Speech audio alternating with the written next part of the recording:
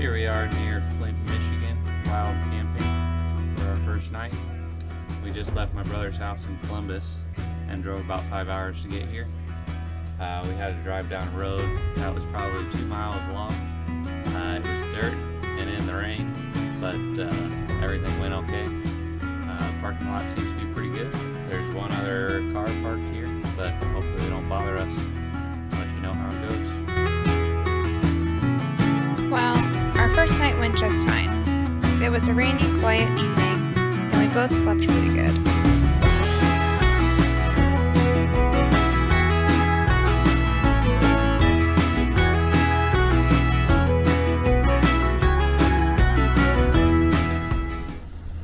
The next day, we made our way to Torch Lake.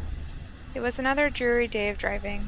Still yet, though, northern Michigan is beautiful. We especially enjoyed the rolling hills and the back roads. It was still raining when we got there, so we settled for a few quick photos of the dock before finding a camp spot. Even in the rain, the lake is breathtaking.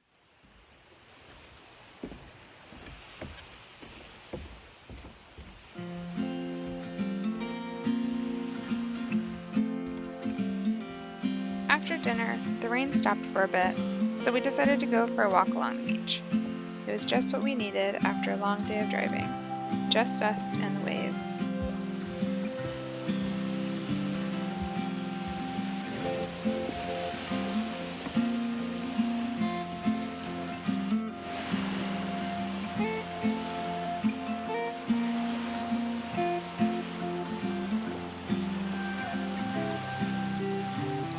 The lake and the charming little nearby towns quickly stole our hearts during our first visit a few years back.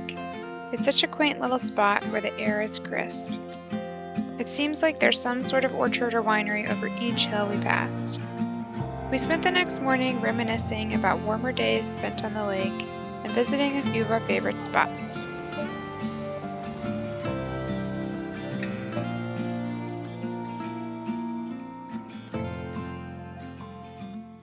After loading up with a few of the essentials, like blueberry pie and chocolate cherry cider, we headed for the UP.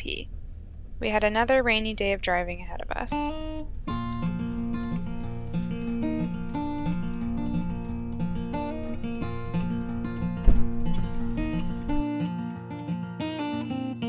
Soon enough, we made it to Mackinac Bridge. Mackinac Bridge connects the UP, or Upper Peninsula, to the Lower Peninsula of Michigan. And when it was built, it was actually the longest suspension bridge in the world. At a little over 26,000 feet, it still holds the title of the longest suspension bridge in the Western Hemisphere. Pretty cool. Blue water. Very pretty.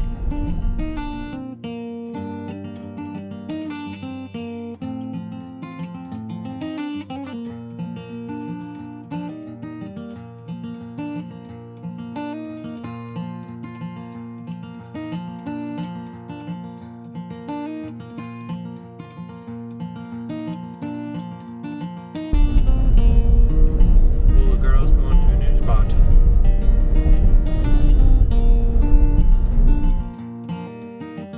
Once we made it across the bridge, there was only one little town before things got pretty remote in the UP, so we needed to stop for a few provisions, including bear spray. You can never be too careful, right? We spent the day driving through the forested UP, seeing very few people, but many, many signs to watch out for snowmobiles. Later that evening, we made it to Kitch-iti-kipi, also known as the Big Spring, at Palms Book State Park.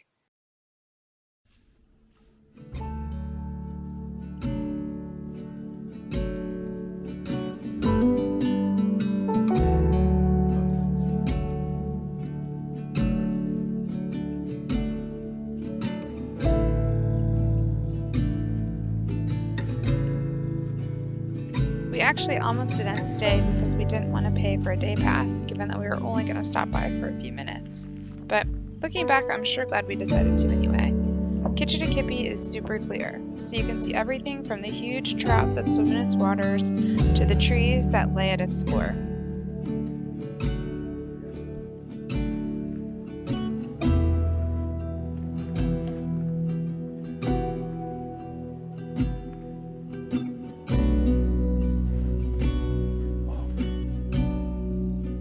spring is equipped with a raft that allows you to propel yourself out to the middle of the water, so you can peer in from a new vantage point.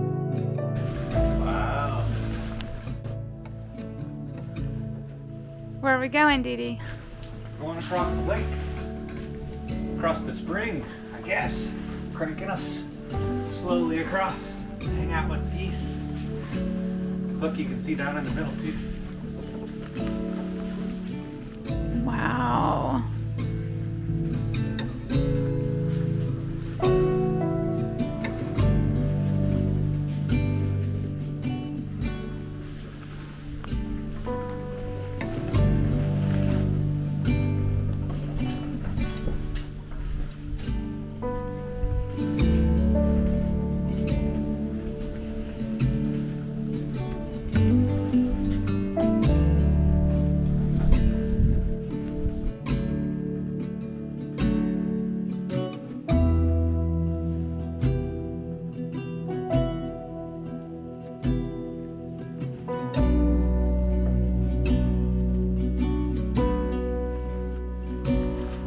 So we've moved.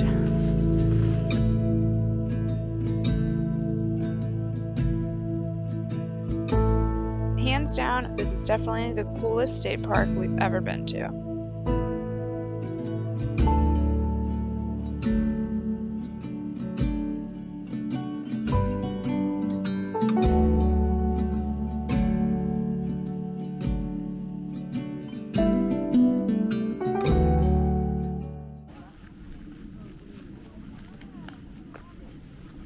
We spent most of the following day at Pictured Rocks National Lakeshore. We finally had some sunny weather, and it was a beautiful day for hiking. We walked along the lakeshore, marveling at the rock formations near the water.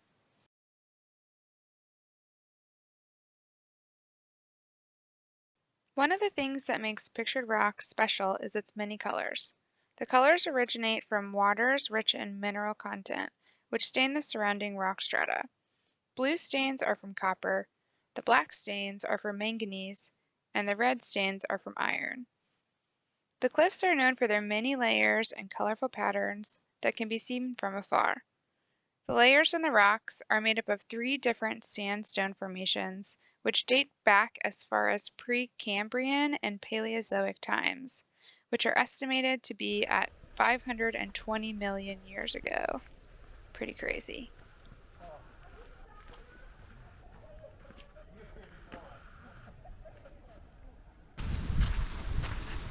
Next, we thought we would take the kitties for a walk along the beach.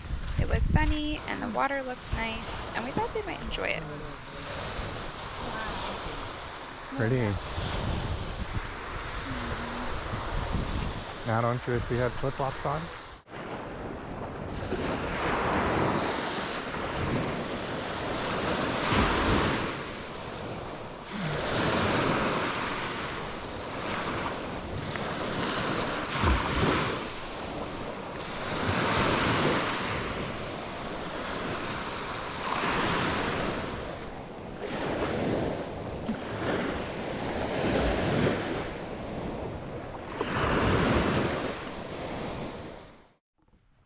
Yeah.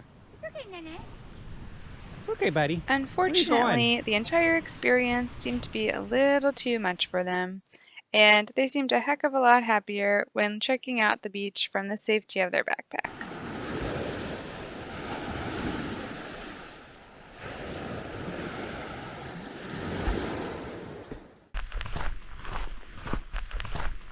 With the kitties back in the safety of the camper, we decided to hike Miners Falls. Walking in this forest is so nice. It feels like a storybook. Yeah, it definitely does. All the trees are so pretty. There's not much ground cover at all. The temperature's about perfect. One thing I was kind of worried about coming to the Upper Peninsula was I read a lot about how bad the bugs were, but I haven't had a single mosquito bite since we've been on this trail for the last half hour. It's been great. We must have come at the right time. Yeah, definitely one of Michigan's gems right here. Yep, nice crisp air, beautiful trees, and look at this view.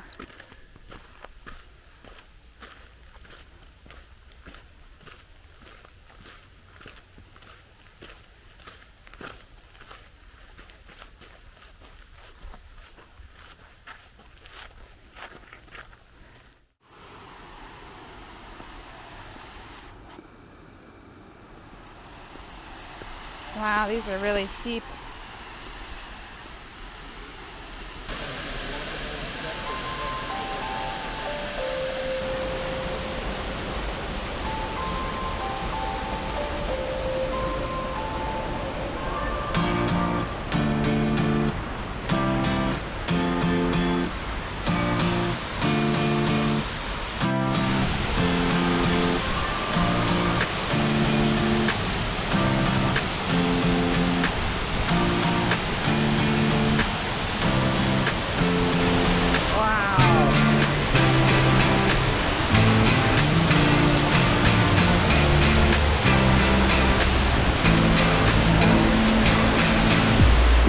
This is crazy.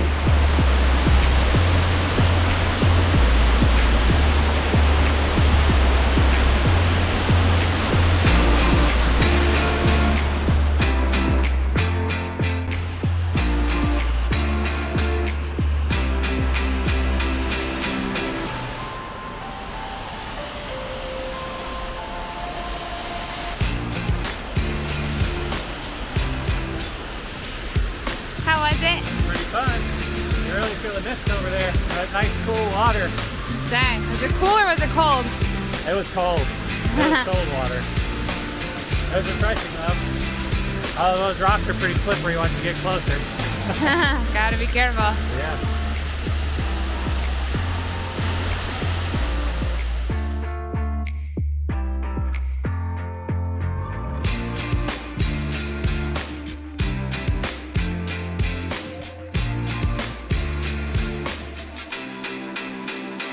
After making it back from the hike, we decided to check on the kitties. It seemed like they had some good entertainment while we were gone. So we just left Pictured Rocks National Lake Shore and we're heading over to Porcupine Mountains Wilderness State Park for the evening. But we had to stop here to look at these beautiful views along the way.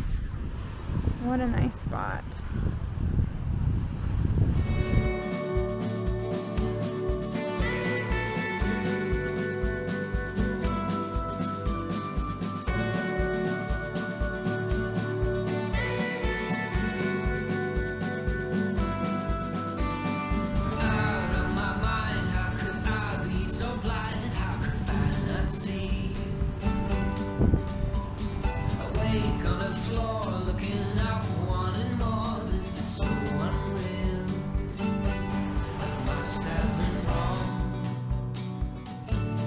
We decided not to stay in the park, instead finding a quiet boat ramp along the way. It felt like a fitting spot for our last night in Michigan. After driving through a good portion of the state, I can see why they call it the land of 10,000 lakes. Those lakes really are everywhere, and they're all so pretty. Apparently, there's actually 11,000 lakes. Lucky for us, we made it there before the sunset, so we settled in for a nice evening with the kitties.